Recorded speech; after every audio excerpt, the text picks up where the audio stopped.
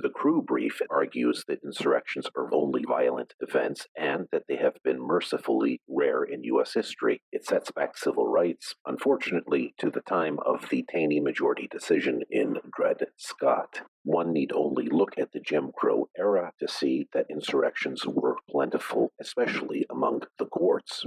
The 14th Amendment doesn't target two categories of judges, state and federal, because the framers feared that old men, judges, would charge at Union troops with muskets and cannons.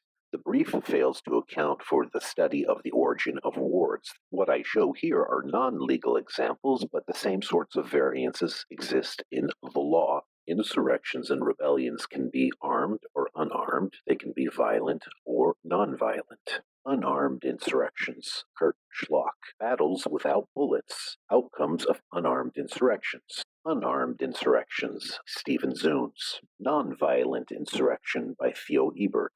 The word insurrection has a Latin root. It means to speak out against or to rise against. It was imported into the English language from French.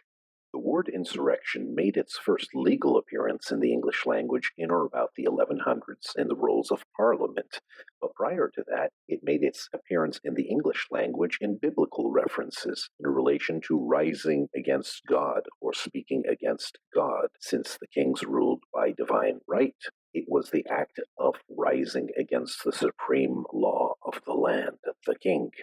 I asked my dear friend Larry Tribe to give me 3 words. It means the Supremacy Clause. The framers did not want people in the government who had shown a propensity to disregard the Supremacy Clause. Most of the target categories are people who would do that through the use of a pen. State lawmakers, state executives, state judges, federal judges, civil officers, and of course it also included military officers.